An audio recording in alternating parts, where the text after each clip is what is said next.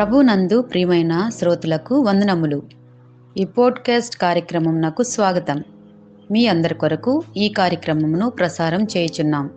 విని దైవాశీస్సులు పొందుకోగలరు. ఈ వారమంతా కూడా మనము దానియేలు యొక్క జీవితం గురించి పాఠాలు నేర్చుకుంటున్నాము. ఈ రోజుల్లో సమాజంలో ఒకరు కొంచెం ఉన్నత స్థాయికి వెళ్ళగానే లేదా కొంచెం ధనం జ్ఞానం రాగానే వారిలో తెలియకుండానే అహంకారం వచ్చేస్తుంది. ఇదంతా నా తెలివితేటల వల్లే సాధ్యమైంది అని ఇతరులను తక్కువగా చూస్తుంటారు. కానీ దేవుని రాజ్యంలో ఒక అద్భుతమైన సూత్రం ఉంది. మీరు ఎంత ఎదిగితే అంత తగ్గించుకోవాలి. దాన్నే ఎక్సలెన్స్ విత్ హ్యూమిలిటీ అంటాం. అంటే మీ పనిలో శ్రేష్టత ఉండాలి, కానీ మీ మనసులో సాత్వికం ఉండాలి. దానియేలు జీవితంలో ఈ రెండు గుణాలు ఎలా సమపాలలో ఉన్నాయో అది అతని క్యారెక్టర్ని ఎలా మలిచిందో మనం ఈరోజు తెలుసుకుందాం. దానియేలు 3 రాజుల కాలంలో అత్యున్నత అధికారిగా పనిచేశాడు. అతనిలో శ్రేష్టమైన బుద్ధి ఉంది. అతను చేసే పనిలో ఎక్కడా ఏ తప్పు దొరకదు.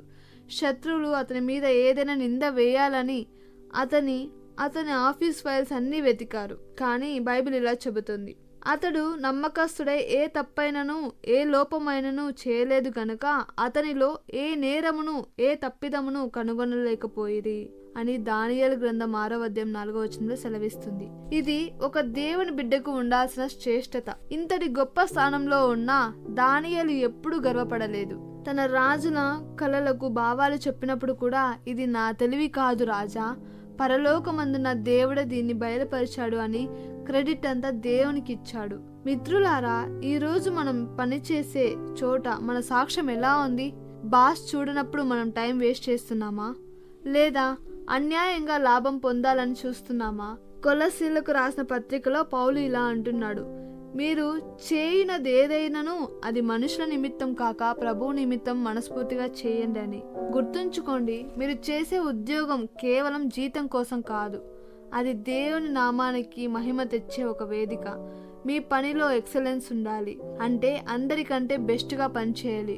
అదే సమయంలో హ్యూమిలిటీ ఉండాలి, అంటే ఎంత ఎదిగినా దేవునికి లోబడి ఉండాలి.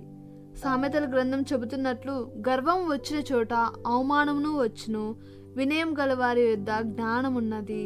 దానియేలు తన క్యారెక్టర్ని కాపాడుకున్నాడు కాబట్టే రాజులు మారినా సామ్రాజ్యాలు మారినా అతని స్థానం మాత్రం మారలేదు.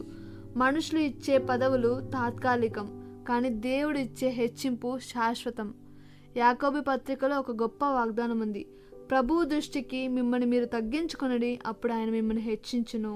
మీరు తగ్గించుకుని నమ్మకంగా పనిచేస్తే దేవుడు మిమ్మల్ని లోకం ముందు గణపరుస్తాడు. దానియేలు వలె మీరు కూడా శ్రేష్టమైన పనితీరును సాత్వికమైన హృదయాన్ని అలవర్చుకోండి.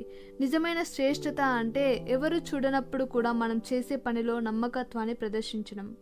మనుషుల మెప్పు కోసం చేసే పని ప్రదర్శన అవుతుంది, కానీ దేవుని కోసం చేసే పని ఆరాధన అవుతుంది.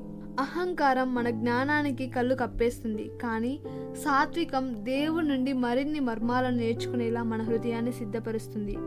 గర్వపడే వ్యక్తి తన శక్తిని నమ్ముకుంటాడు. సాత్వికం గల వ్యక్తి దేవుని శక్తిని వాడుకుంటాడు. మీరు చేసే పనిలో క్వాలిటీ ఎంత ముఖ్యమో ఆ పని వెనుక ఉన్న మీ ఇంటెన్షన్ కూడా అంతే ముఖ్యం. పనిలో నైపుణ్యం ఉండాలి, ప్రవర్తనలో వినయం ఉండాలి. అప్పుడే మీ జీవితం ఒక పరిమళ వాసన గల బలిగా మారుతుంది. ఈరోజు దేవుని సన్నిధిలో ఒక చిన్న ప్రార్థన చేద్దాం. ప్రభువా, నా పనిలో శ్రేష్టతను, నా హృదయంలో సాత్వికాన్ని దయచేయి అని. నీ పని, నీ సాక్ష్యం అది మనుషుల కోసం చేసే ప్రదర్శన కాకుండా దేవుని కోసం చేసే ఆరాధనగా ఉండాలి. టాలెంట్ వల్ల తలుపులు తెరుచుకోవచ్చు, కానీ క్యారెక్టర్ మాత్రమే నిన్ను ఆ గదిలో గౌరవంగా ఉంచుతుంది. నీవు దేవుని మహిమను వెతికితే దేవుడు నీ క్షేమాన్ని వెతుకుతాడు. దేవుడు మిమ్మల్ని దీవించి ఆశీర్వదించును గాక. ఆమేన్. ఈ కార్యక్రమమును గూర్చి మీ సలహాలు మరియు మీ ప్రార్థనా అవసరతల కొరకు మమ్మను సంప్రదించవలసిన మా ఫోన్ నంబర్ 9448585039 మరియు ఈమెయిల్ ఐడి info@fibaonline.org. మా ఫోన్ నంబర్ మరొకసారి 9480585039.